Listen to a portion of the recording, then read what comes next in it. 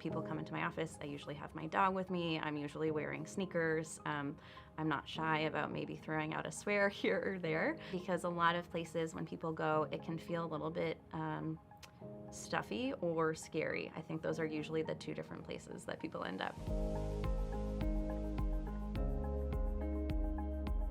I started as a traditional medical nurse working on a floor, and I really hated how little time I had to spend with people. I didn't get to do a lot of teaching about how your daily habits and your mental health really affects your physical health. It was really interesting because a lot of these patients actually had psychiatric conditions or a mental illness that was influencing how they were feeling physically. And so for me, it felt like that was much more of a way for me to help people and help mental health care be more preventative, and how to take care of yourself as a whole being instead of just these separate parts.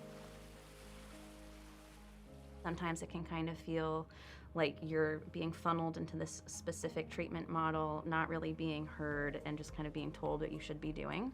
In psychiatry, I can't do an x-ray or, do a blood draw to know exactly how you're feeling or what's gonna be helpful. I can only go based off of what you tell me and what I see. And so that's why, for me, it's really important that patients feel comfortable first and foremost, so then we can actually start doing the work together. I've worked in healthcare for a long time, and the common denominator is people just want to be heard and met where they're at. That's why Windhorse is great here, because this is kind of off-brand in my field, and so I've found my little home.